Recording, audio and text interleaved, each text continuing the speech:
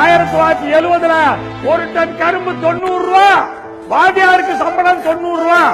இன்னைக்கு வாத்தியார் 36,000 ரூபாய் வாங்குறாரு. என் கரும்பு 2300.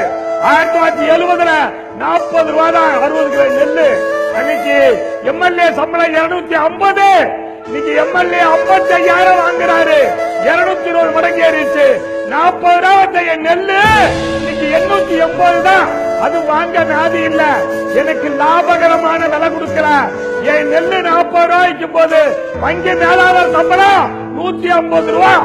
இன்னைக்கு வங்கி மேலாளர் 66,000 ரூபாய் வாங்குறாரு. 440 மடங்கு சம்பளம் ஏறிடுச்சு.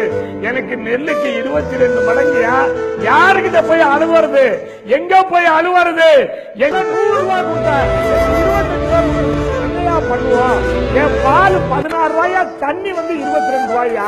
என்கிட்ட அரிசி 25 ரூபாய்க்கு வாங்கி ஒரு 10 ரூபாய்க்கு உளுந்து போட்டு ஒரு 10 ரூபாய் எண்ணெய் ஊற்றி ஒரு 15 ரூபாய் கேஸ் போட்டு ஒரு 40 ரூபாய் கொடுத்த ஆள் கொடுத்துதான் 40 தோசை சொல்றாயா. ஒரு தோசை 50 ரூபாய்ங்கய்யா. மிடில் மேன் சாப்பிடுறான். மிடில் மேனை கேட்க மாட்டேங்கிறியா ஐயா? ஆவடி குமார் ஐயா, விவசாய காப்பாத்துங்கய்யா.